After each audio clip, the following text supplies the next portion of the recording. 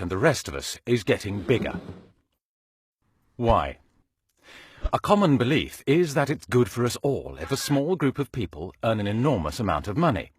The theory is that their wealth trickles down to the rest of us. But this is a myth. In reality, money is sucked up from all of us into the pockets of a very small group of people. How does this happen? One reason is the way that money is created. Right now, almost all of the money in our economy is created by banks when they make loans. Now, most people assume that when banks make loans, they're lending out someone else's savings. But they're not.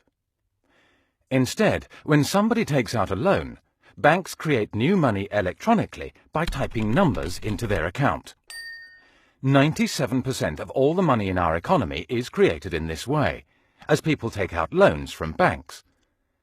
The more loans people take, the more debt there is, and the more money there is. The shocking fact is, if nobody went into debt, there would be almost no money in the economy. Our economy depends on the electronic money created by banks. But because the money is created when people borrow, someone, somewhere, has to pay interest on every pound created. In effect, we are renting the money we need to run our economy from the banks.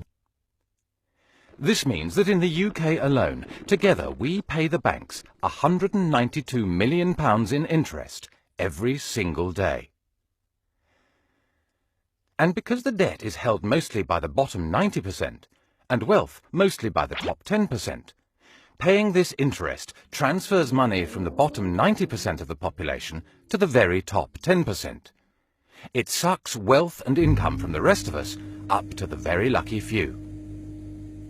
So as long as we have to rent the money we use from the banks that create it, we'll have to keep paying this huge interest bill, and the gap between the richest and the rest of us will keep increasing. But there are ways to create money that don't depend on us all going into debt to the banks. We want to see money created by a public body and spent into the economy, so that we don't have to borrow all the money we need from the banks. This would lead to less debt and stop the gap between the richest and the rest of us getting even bigger.